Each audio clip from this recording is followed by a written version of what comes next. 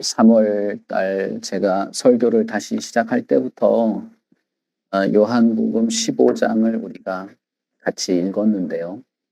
오늘은 그 15장부터 시작한 말씀의 뭐랄까 일단락이라고 할 수 있겠습니다. 요한복음 15장에 우리가 읽은 말씀은 사실은 15장 전체가 하나의 맥락을 가지고 있긴 하지만 우리가 앞부분만 살펴봤죠. 나는 포도나무고 너희는 가지다 라고 하는 내용인데 그 말씀과 까지 부자 청년 니고데모 그리고 오늘 예수님이 부활하셔서 제자들에게 나타나셔서 하신 말씀까지를 하나의 흐름으로 이해를 하시면 좋겠습니다.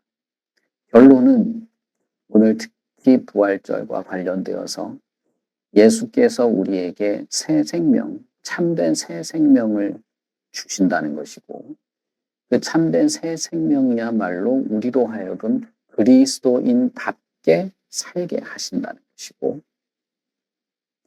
그 참된 새 생명이 아니고서는 누구도 영생을 볼 수 없다는 것입니다. 그렇다면 예수께서 말씀하시는 그 참된 생명, 나에게 붙어 있으면 열매를 맺는 그 생명력이 있는 것이죠. 죽은 것은 열매를 맺지 못하기 때문에. 나에게 붙어 있으면 열매를 맺게 하는, 그래서 나무로부터 부여되는 그 생명. 그것은 곧 모든 것보다도 주를 따르게 하는 그런 생명력인데 그것은 물과 성령으로 거듭나는 것이어서 니고데모에게 말한 것처럼 모든 세계에 하나님이 심판을 주려 하는 것이 아니라 도리어 죄 사함을 얻고 영생을 얻게 하려고 하는 바로 그것인데 이것이 예수께서 주시는 생명과 너무 밀접하게 연관되어 있는데 그렇다면 과연 예수는 정말 그 생명을 주시는 분인가 하는 것입니다. 과연 예수가 그 생명력을 가지고 있고 주실 수 있고 그 생명력을 부여받은 자들이 실제로 그 생명력을 가지고 살아가게 되는가라는 것이에요. 이것이 우리에게 중요한 문제다. 여러분, 예수님이 살고 있던 이 당시에 예수님도 자신을 메시아로 이렇게 드러내시죠. 그런데 이때 당시에 예수님만 메시아라고 한 게 아니에요. 예수님만 메시아가 아니라 메시아 후보가 많았습니다. 내가 메시아다 이런 사람이 있었어요. 그들도 말은 잘했겠지 않습니까? 말은 잘했을 것 아닙니까? 그러나 예수님이 요한복음 15장, 특히 15장, 16장, 17장은 아주 이게 하나의 맥락이 있는 것인데 우리가 지난 한 달 동안 살펴본 말씀 속에서 어떤 예수 그리스도에 대한 믿음 그리고 그분이 말씀하신 생명을 우리가 가져야 하고 가지고 싶다고 하는 소망을 이야기를 할 때 그분이 진짜 그런 생명력을 가지고 주시는 분인가가 너무 중요한 문제입니다. 그런 면에서 여러분 예수께서 안식 후 첫날 부활하셔서 제자들에게 나타나신 이 사건은 제자들에게만 중요한 것이 아니고 예수 그리스도의 말씀을 듣고 믿고 그분으로부터 오는 생명력을 가지고 하나님을 기쁘게 하는 열매를 맺으며 살아가는 모든 성도들에게 대단히 중요한 사건인 것입니다. 저는 오늘 이 결론의 말씀을 부활에 대해서 드리고 싶은 말씀은 부활이 단지 내가 다시 살아난다. 나는 죽음에서 벗어났다. 그걸 말씀드리고 싶은 게 아닙니다. 많은 사람들이 부활이 왜 기쁘냐라고 할 때 내가 다시 살아나니까 죽어도 살아나고 영원히 죽지 않으니까 그래서 난 근심도 없고 나는 걱정도 없고 죽음을 두려워하지 않아도 되고 내가 마치 뭐라도 되는 것에 대한 관심이 많습니다. 그래서 부활을 막 그렇게 강조하기도 하고 좋아하기도 하는 경우가 많아요. 물론 저도 몇 번의 설교를 거쳐서 그렇게 말씀드린 적이 있습니다만 오늘은 특별히 포도나무에 가지가 붙어서 열매를 맺는다는 그 맥락 속에서 부활을 좀 더 말씀드리려고 하는 것이고 만약에 우리에게 이것이 정말 부활이 가져다 주는 기쁨으로 여겨진다면 그것은 우리에게 참된 어떤 부활에 대한 믿음, 그리고 부활한 생명력을 가지고 죽음을 벗어난 생명력을 가지고 살아가는 자로서의 성장을 기대해 볼 수 있을 것입니다. 안식 후 첫날이라고 하는 것은 말 그대로 지금으로 치면 일요일이죠. 유대의 안식일은 토요일입니다.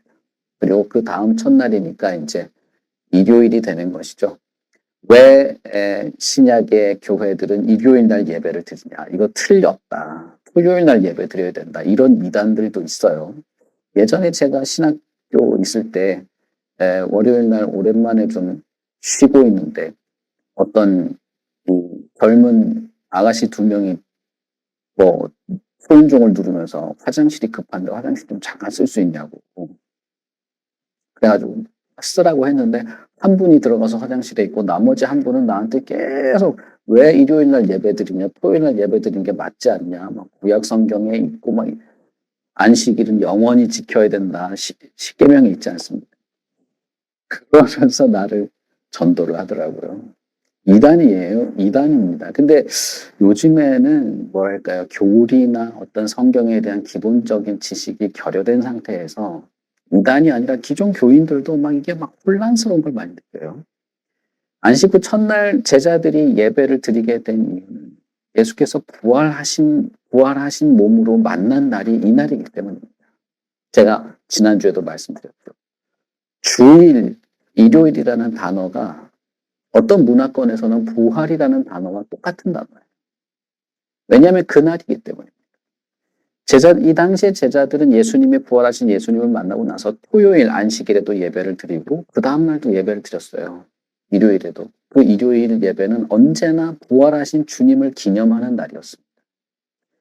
현대교회도 마찬가지예요, 여러분. 현대교회도 주일날 우리가 예배를 드릴 때 이 주일의 예배의 기본적인 개념은 주님의 부활을 기념하고 부활하신 주님, 지금도 살아계신 주님을 의지해서 살아있는 하나님께 예배하면서 내 생명이 산다, 내가 새로운 생명력으로 산다는 것을 누리고 느끼고 다짐하고 결단하는 그런 날이 주일의 예배가 되는 거죠. 그래서 신약교회가 주일날 예배를 드리는 것은 아주 당연하고 이것은 옳은 것입니다. 혼돈하지 마시라고 말씀드립니다. 그날 저녁에 제자들은 자신들이 예수의 제자였다는 것을 두려워해서 모여 있었습니다. 그때 예수님이 그들 가운데 오셨죠. 오셔서 평강이 너희와 함께 하리라 라고 말씀하십니다. 샬롬이라는 뜻이죠. 쉽게 말하면. 그런데 이 평강이 있으리라 라고 하는 이 인사, 이게 만날 때마다 하는 인사에 우리나라로 치면 안녕하세요 혹은 뭐 식사하셨습니까 이런 거죠. 이것이 유대 사회에서 기본적인 인사였음에도 불구하고 그 장면에서 예수님께서 제자들 가운데 서셔서 샬롬, 평강이 너희와 함께 하라라고 하는 이 말은 대단히 의미심장한 것입니다. 왜냐하면 제자들은 지금 평강이 없는 상태이기 때문에 평강이 없는 이유는 예수님께서 십자가에서 비참하게 죽었기 때문입니다. 자신이 3년이나 모든 것을 버려두고 따랐던 스승이 죽지 않았으면 지금 두려울 일이 없습니다. 그러나 제자들이 지금 모여서 문을 걸어 잠그고 두려워하고 있는 이유는 자신들이 따랐던 스승이 죽었기 때문이에요. 그것도 비참한 결말을 맞았고 자신들도 이 유대 사회에서 그렇게 자신의 스승인 예수처럼 비난받을 처지에 처해 있기 때문에 평강이 없는 상황이에요. 예수님께서 부활하셔서 완전히 죽음을 초월한 생명을 가지고 나타나셔서 제자들에게 하신 말씀이 평강이랍니다. 예수님께서 이 땅에 처음 생명을 가지고 오실 때 그때 천사들이 뭐라고 노래를 부릅니까? 우리 주일학교 특송했는데 주일학교 선생님한테 한번 물어보겠습니다. 천사들이 뭐라고 노래 부릅니까? 그렇죠. 드립입니까, 혹시? 아니에요? 하늘의, 하늘의 평화를 가지고 오는 분으로 노래를 해요. 그래서 이 땅에는 기쁨과 즐거움이 넘친다는 노래를 하죠. 그게 천사들의 노래였어요. 그건 사실은 이사야 9장의 이사야의 예언을 말한 내용입니다. 이사야 9장에 이렇게 말하죠.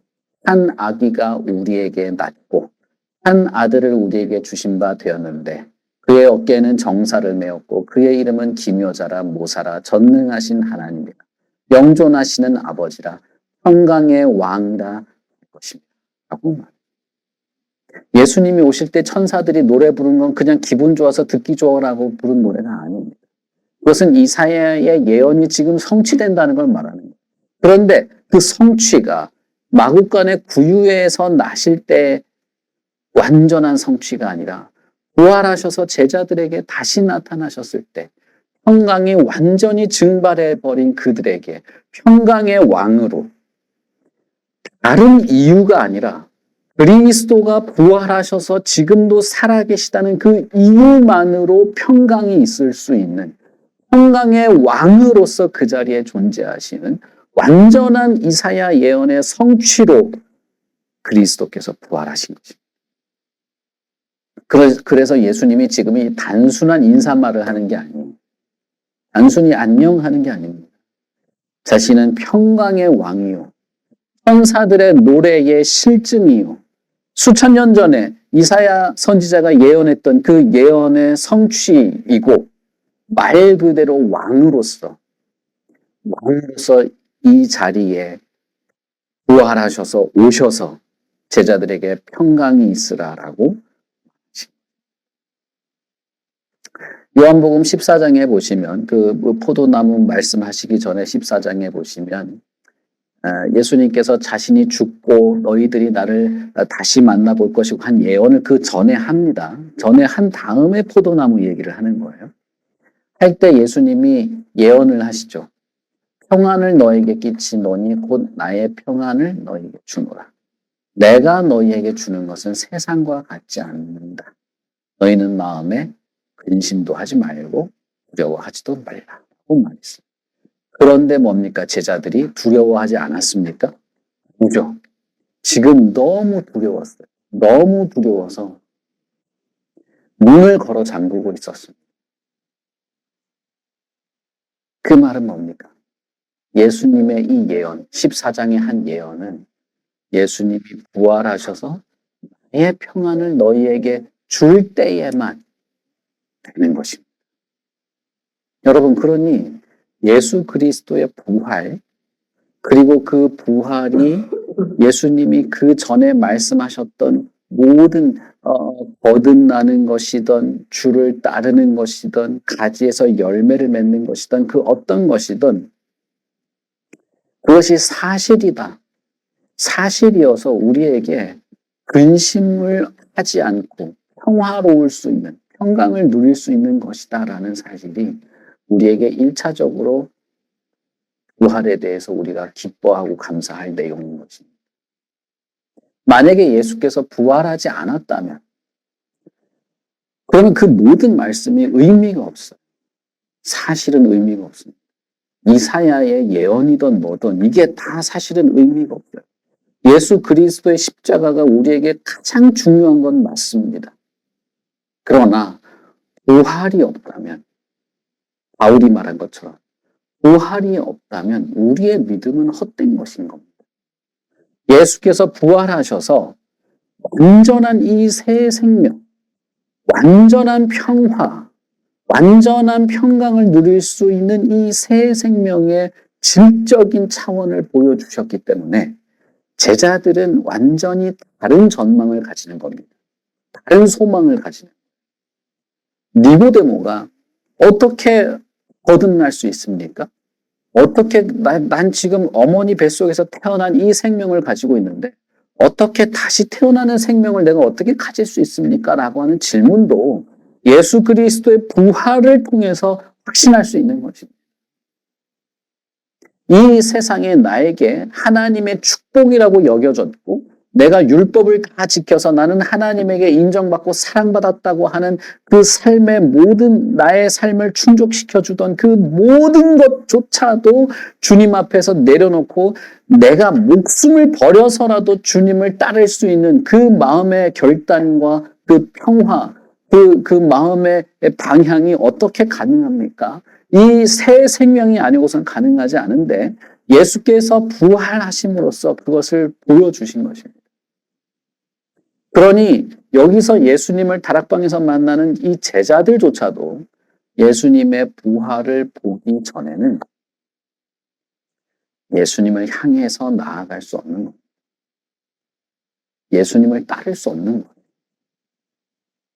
예수님을 따라서 그분의 뜻을 이행하며 살 수 있는 것입니다. 자, 여러분. 예수님이 죽기 전에 제자들에게 하신 약속이 몇 개가 있어요. 몇 개가 있는데 그 중에 하나가 이겁니다. 성령이 너희에게 임하시면 그 다음 뭐죠? 자, 우리 한기자 선생님.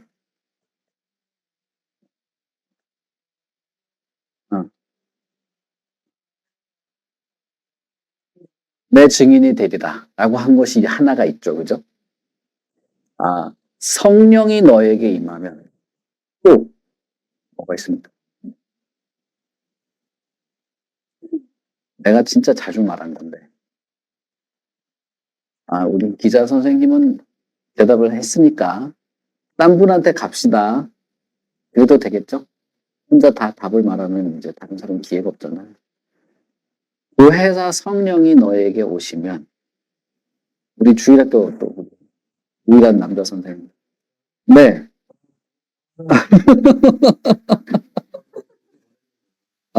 그거 말하려고 그랬구나. 힌트는 뭐냐면, 힌트 말하면 다 그건데, 힌트, 뭘로 하면 힌트가 될까? 성령이 임하면 성령이, 너희들한테 뭘 기억나게 한다. 뭐 그런 거예요. 뭘 기억나게 하는 거죠?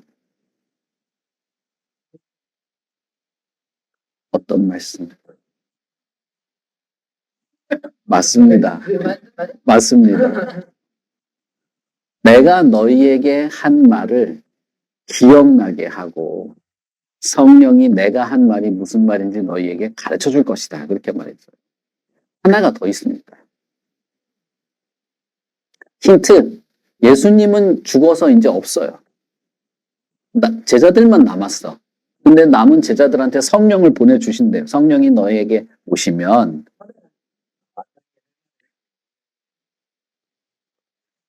그건데 예수님 그건 앞에 했잖아요. 제자 삼으란데 맞습니다. 내가 하던 일을 너희가 계속 이어서 하게 되는데 나보다 더 큰 일을 할 것이다 라는 거예요. 여러분, 이게 제자들이 할 수 있겠냐고. 지금 무서워서 다락방 문을 걸어 잠궜는데 할 수 있겠냐 이 말입니다. 사마리아 땅끝까지 이르러 내 증인이 되리라. 내가 분부한 모든 것을 가르쳐 지키게 하라. 분부한 모든 것을 기억이 나야 전하고 가르치죠. 그러니까 기억이 나야 돼. 그리고 말도 하게 해야 되는데 그 일은 사실 주님의 일이었어요. 주님이 와서 하던 일인데 그걸 제자들이 이어서 하는 거예요. 그러니까 성령이 너에게 임하면 권능을 받고 사마리아 땅끝까지 이르러 내 제자가 된다. 그리고 사람들에게 가르쳐 분부한 모든 것을 지키게 해라. 아버지와 아들과 성령의 이름으로 세례를 주라 하는 게 제자들한테 뭘 특별한 걸 시킨 게 아니에요. 주님이 하던 일입니다.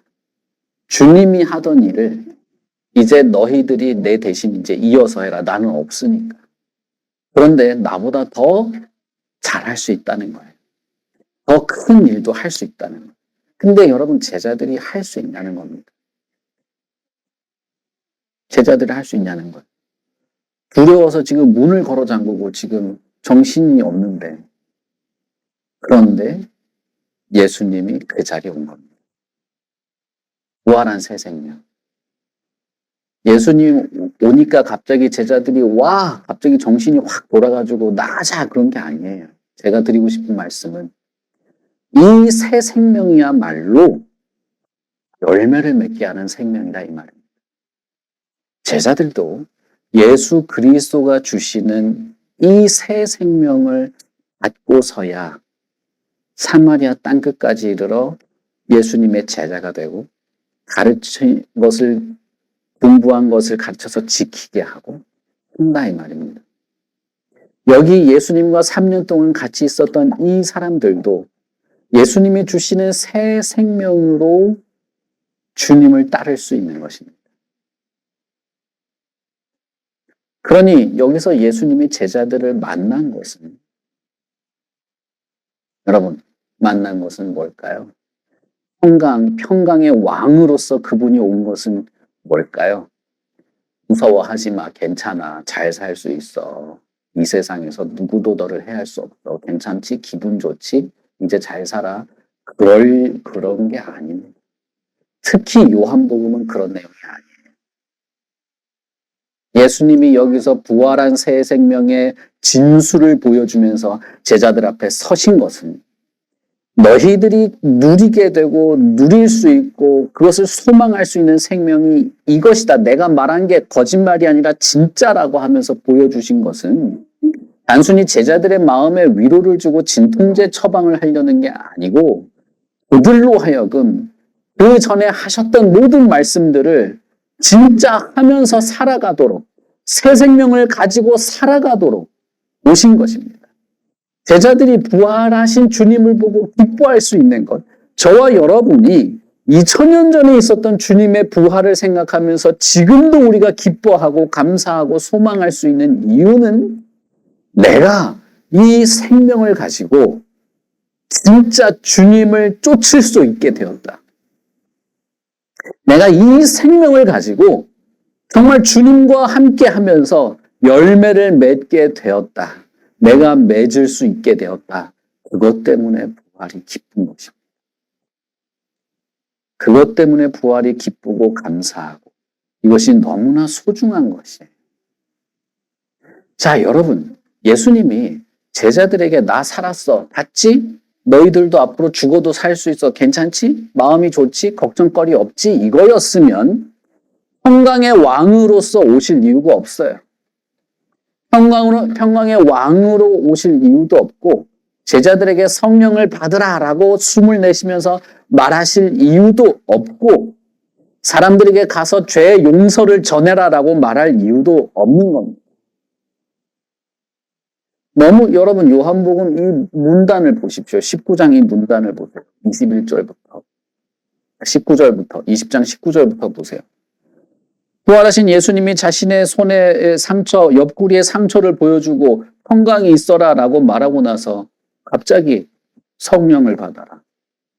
너희들이 세상에 죄 용서를 전하고 너희들이 용서를 전하지 않으면 용서가 없다는 말을 갑자기 왜 꺼냅니까?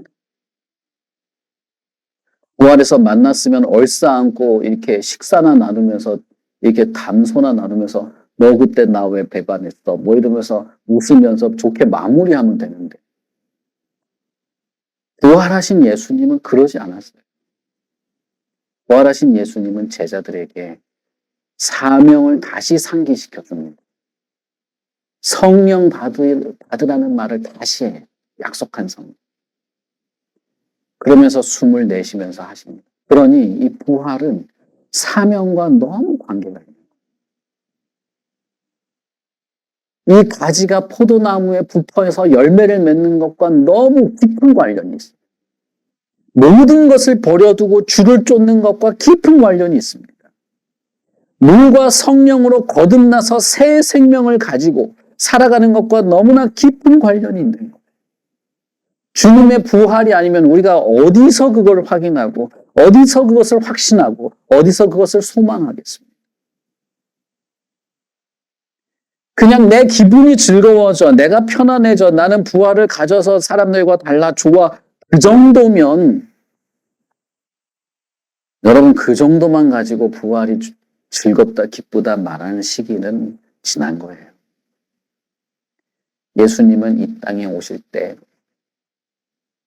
사람의 몸으로 오셨죠.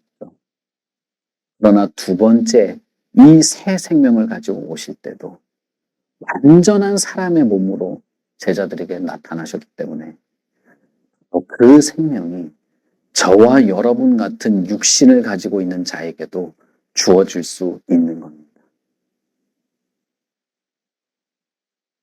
그 말은 뭡니까? 우리가 주님의 제자로 주님이 하던 일을 하면서 그보다 더 큰 일도 하면서 하나님이 기뻐하는 열매도 맺으면서 살아갈 뿐 아니라 우리에게 영생이 주어졌다는 확신을 가질 수 있게 되는 거예요. 여러분, 부활은 그런 것입니다. 예수님, 요한복음에 있는 예수님의 부활 이야기에는 예수님께서 내가 너희를 보낸다라는 말이 있습니다. 평강의 왕이 이제 자기의 어떤 그 백성을 보내는 왕적인 사명을 주는 장면이 부활과 연관돼요. 그래서 요한복음에 있는 이 부활은 있어요. 아버지께서 나를 보내신 것처럼 나도 너를 보낸다 라고 하면서 새 생명을 가지고 살아가는 너희에게 있는 독특하고 유별난 사명이 있고 그 사명을 행하며 살아갈 수 있음을 강조하는 것입니다. 그것은 성령을 주시는 것. 성령을 주심으로써 가능하게 되는 것. 요한복음 17장에 보시면 예수님이 이렇게 말합니다. 하나님께 기도하면서 아버지께서 나를 세상에 보내신 것 같이 나도 그들을 세상에 보냈습니다. 라고 말해요. 요한복음 14장 26절에 보시면 보혜사 곧 아버지께서 내 이름으로 보내실 성령 그가 너에게 모든 것을 가르치고 내가 너에게 말한 모든 것을 생각나게 하고 말했습니다. 그런 면에서 성령은 제자들이 예수님의 말씀이 사실이고 예수님이 우리의 죄를 용서하시는 분이라고 하는 것을 이렇게 실제로 보여주는, 그것을 실제로 보여주고 경험하게 할 수 있는 그런 능력이 되는 거예요. 성령이 오시면 너희가 권능을 받는다라고 할 때 그 권능은 외국어를 말하는 권능이라기보다는 눈에서 레이저가 나가고 꿈에서 환상을 보고 몸에서 불이 나가는 그런 능력이라기보다는 예수 그리스도의 증인, 그리스도의 새 생명이 사실인 것을 드러내는 그 능력. 그 너희가 권능을 받고라는 구절만 딱 잘라가지고 그 권능에다가 내가 생각하는 능력을 딱 끼워가지고 이상하게 해석하는 사람들이 정말 많아요. 성경의 앞뒤를 살펴야 되고 그리고 깊이 생각을 좀 해봐야 됩니다. 이 세상에 예수 그리스도의 말씀을 전하고 사람들이 그리스도의 말을 듣게 하는 것보다 더 중요한 건 없어요. 그거보다 더 중요한 건 없어요. 우리가 어떻게 그걸 알 수 있냐 하면 예수께서 십자가에 죽을 정도로 하나님은 그렇게 하셨기 때문입니다. 그것보다 더 중요한 게 없기 때문이에요. 무슨 말씀인지 아십니까? 여러분이 성령 충만한 은혜를 받고 혹은 성령 충만한 어떤 그 능력이 있다고 말할 때 뭐가 그렇게 여러분들에게 그 즐겁고 기뻐? 뭐가 우리들의 마음을 불타오르게 하고 무엇이 여러분들을 겸손하게 낮춥니까? 저는 한국 교회에 정말 많은 경우에 많은 사람들로 정말 많은 실망을 경험합니다. 그토록 성령에 대해서 많은 말을 하고 기도와 관련되어서 말을 많이 하는데 예수님의 말씀을 그토록 깊이 묵상하고 그 말씀의 어떤 이해의 깊이를 나누고 그 주님이 부활하신 그것이 사실임을 자신의 삶에서 실증하며 살아가는 것에서 주님의 그 성령의 충만을 경험하게 하는 경우가 드문다는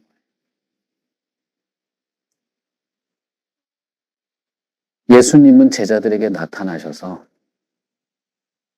부활한 생명력으로 드러나셔서 숨을 내쉬면서 내가 너희들에게 성령을 준다. 성령을 받으라. 말합니다. 그 말은 부활하신 이 분이 제자들에게 새 생명을 가지고 살아가게 할 때 그것은 성령의 충만한 은혜 안에서 성령의 능력을 가지고 주님의 일을 하며 살아가는 것과 밀접한 관계가 있다. 자, 여러분이 주님의 뜻에 순종할 수 있고 순종하려고 하고 그 순종을 통해서 하나님을 기쁘게 할 수 있기 때문에 부활을 즐거워하십니까? 내가 누군가를 미워하지 않고 사랑할 뿐 아니라 다른 사람의 죄를 용서하며 그를 위해서 기도하면서 그리스도가 살아계시다고 하는 것을 느끼고 나타낼 수 있는 그런 사람으로 살아가게 되는 것으로서 부활이라고 하는 것을 생각해 본 적이 있습니까?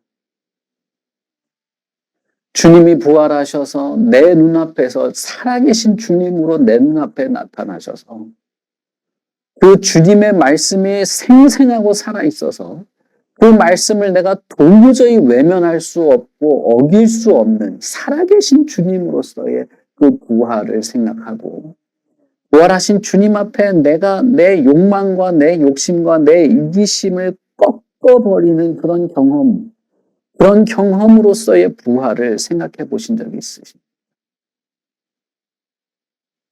부활은 전리품이 아니에요.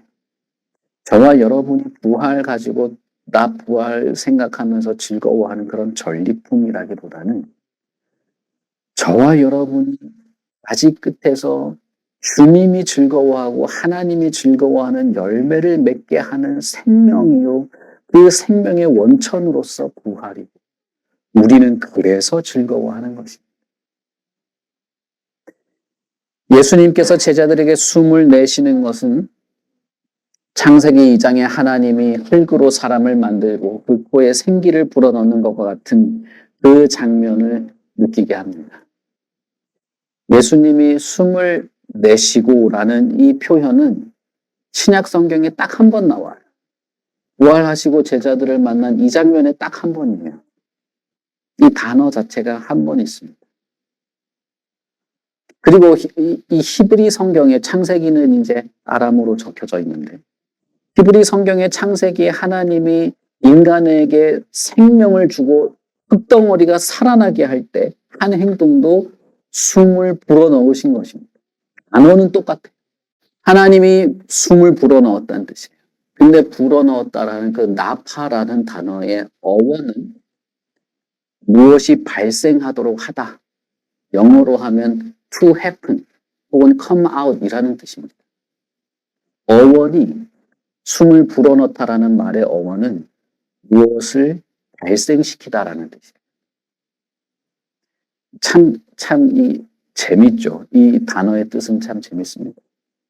그리고 여기서 주님도 성령을 받으라라고 하면서 숨을 내쉽니다. 이 행위는 성경에 한 번 나와요. 두려워 떨고 있는 생명이 없는 성령의 은혜가 없어서 두려워하고 있는 이들에게 숨을 내쉬는 겁니다. 불어넣으시는 거예요. 너희들을 내가 가진 생명으로 살리겠다는 것입니다. 내가 가진 생명으로 살려서 성령의 충만함으로 물과 성령으로 거듭나듯이 그렇게 성령으로 거듭나게 해서 나를 따르며 나의 일을 하며 열매를 맺게 하는 부활을 기뻐하고 부활을 누리며 살아가게 하는 자로 살게 하겠다. 그런 면에서 예수님이 제자들에게 부활하셔서 숨을 내쉴 때 이건 너무 독특하고 특별한 장면입니다. 부활한 새 생명을 가지신 분이 창세기의 생명의 원천인 하나님이 숨을 불어넣듯이 제자들에게 새 생명의 숨을 불어넣는 것입니다. 니고데모에게 예수님이 뭐라고 말씀하십니까? 물과 성령으로 거듭나야 된다라고 할 때 니고데모가 그게 도대체 무슨 말입니까? 라고 하니까 너가 유대의 스승으로 이걸 모르느냐라고 하면서 바람이 어디서 불어서 어디로 가는지는 알 수 없어도 바람이 부는 건 알잖아 라고 말하거든요. 근데 신약 성경의 성령은 푸뉴마라는 단어인데 푸뉴마라는 단어 자체는 바람, 숨결 이런 뜻이에요. 니고데모에게 성령을 말하면서 성령을 바람이 어디서 부는지라는 말로 똑같은 단어로 사실 쓴 거예요. 그러면서 니고데모에게 네가 이런 걸 모르느냐? 라고 하면서 니고데모에게 한 말이 무엇입니까? 하나님이 세상을 이처럼 사랑하사 독생자를 주시니 그것은 저로 말미암아 멸망을 당하지 않고 그를 믿는 자에게 영생을 주려고 한 것이다 라고 말합니다. 이거 니고데모에게 한 말입니다. 물과 성령으로 바람 같은 숨결 같은 성령으로 거듭나면 새 생명을 가지면 영생을 얻도록 하려고 하나님이 독생자를 보낸다는 것이죠. 그리고 그 독생자가 새 생명으로 이제 숨결을 내쉬면서 불어넣으시면서 성령을 받으라. 그럼 여러분, 부활의 새 생명은 성령의 은혜와 성령의 능력, 성령이 임하면 너희가 권능을 받게 되는 그것으로 우리가 살아가게 되는 참으로 하나님의 백성이요, 참으로 예수 그리스도의 제자요, 참으로 교회요, 참으로 포도나무의 가지로 살아가게 하는 그 부활인 것입니다. 그런데 그 생명을 예수님이 가지고 오셨어요. 그러므로 부활은 단순히 죽은 자가 다시 살아나는 이런 현상을 말하는 게 아닙니다. 너도 예수 믿다가 죽으면 부활할 수 있어. 그걸 말하는 게 그게 전부가 아닙니다. 완전히 새로운 생명, 성령의 능력과 영광이 충만한 생명으로 다시 태어나서 그 생명으로 살아가는 것입니다. 누구든지 물과 성령으로 거듭난 자는 자신이 부활의 생명을 가지고 살아가는 것을 믿고 소망합니다. 왜냐하면 성령의 충만한 은혜와 능력이 그에게 있기 때문에. 에스겔 선지자는 이렇게 말합니다. 여호와께서 마른 뼈를 보여주면서 그 뼈들에게 일어나라라고 말하라고 하기에 내가 일어나라라고 했더니 뼈들이 붙고 힘줄이 생기고 살이 붙고 가죽이 생기더라.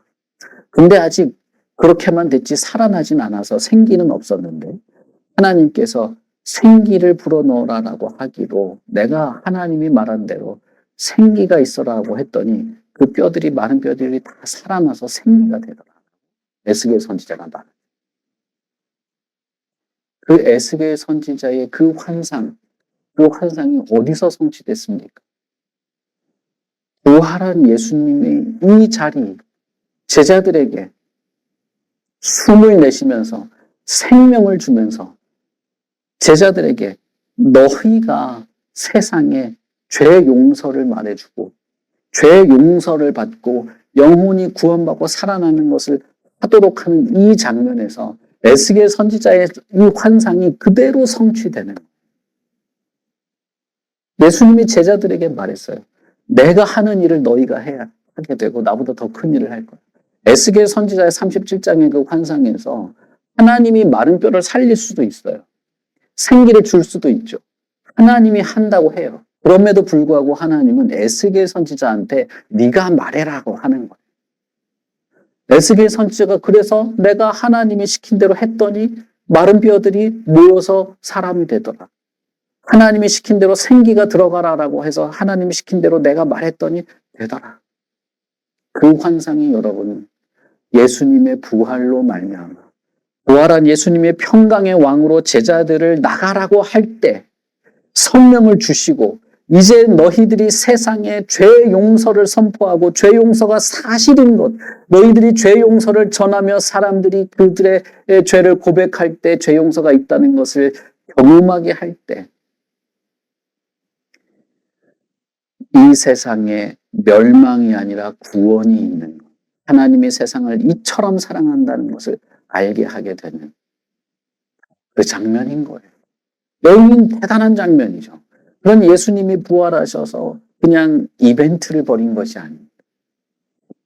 부활은 단순히 우리가 누리는 전리품으로 끝나는 것이 아닙니다. 그저 용기를 내자, 소망을 가지고 잘 살아보자 이런 것이 아니에요. 부활의 생명을 소망할 뿐 아니라 이 땅에 우리가 생명을 누리며 그 생명을 퍼뜨리며 죄 용서의 은혜를 전하며 살아가기에는 반드시 이 생명을 알고 누려야 하기에 주님이 부활하신 것입니다. 그러므로 우리는 주님의 부활을 믿고 주님이 말씀하시는 그 새 생명을 확신하고 우리는 그 새 생명을 소망하고 누리기도 하고 세상에 드러내기도 하고 그러면서 살아갑니다. 그러므로 기독교 신앙에서 부활이야말로 정말 심사숙고하고 묵상하고 감격하고 감사해야 할 주제가 됩니다. 왜요? 내가 부활의 생명으로 주님의 삶을 살아갈 수 있게 되기 때문에 이 부활은 감격하고 묵상해야 돼. 니고데모에게 말한 것처럼, 부자 청년에게 말한 것처럼, 제자들에게 말한 것처럼 참으로 부활한 생명에 걸맞게 부활한 생명력을 따라서 주님을 따르면서 열매를 맺고 살아갈 수 있는 것입니다. 그러니 여러분, 이 시간에 정말 부활에 대해서 진지하게 생각해 부활의 생명력이 나를 어떻게 살아가게 하는지 진지하게 묵상해 보고 그리고 내가 죄와 싸우며 거룩한 뜻을 행하며 진리를 분별할 뿐 아니라 진리의 깊이와 넓이와 높이 주님의 살아계심이 사실인 것을 드러내며 살아가는 일에 내가 진심이고 열심이고 용기를 내며 살아가고자 하고 더욱 그렇게 하고자 한다면 우리는 이 부활의 생명을 누리며 살아가는 것입니다. 니고데모가 말한 것처럼 어찌 그렇게 할 수 있겠습니까? 라고 할 때 성령, 물과 성령, 주님이 숨을 내쉬며 약속하시고 주시는 그 성령으로 그렇게 우리가 새 생명을 누릴 수 있습니다. 그러니 여러분 구하십시오. 내가 그런 인간이 아니라면 구하십시오. 거듭나게 하시고 새 생명으로 살게 되기를 구하십시오. 내가 그런 인간이기를 진심으로 고백하고 부활의 생명에 동참하기를 바라며 그렇게 살아가게 되기를 바랍니다. 우리는 그럴 수 있고 오늘 우리의 성찬에서 우리가 진심으로 그렇게 고백하며 참여하기를 바랍니다. 우리 같이 기도하겠습니다. 그 말씀을 생각하시면서 주님의 부활을 생각하면서 그리고 부활하신 주님께서 제자들에게 숨을 내쉬며 성령을 약속하시며 그리고 제자들에게 이 세상에 세계의 복음을 전하며 주님의 뜻을 행하며 살아가도록 당부한 것을 나의 사명으로 알고 우리 생각하면서 잠시 기도하도록 하겠습니다. 우리 다 같이 기도하겠습니다.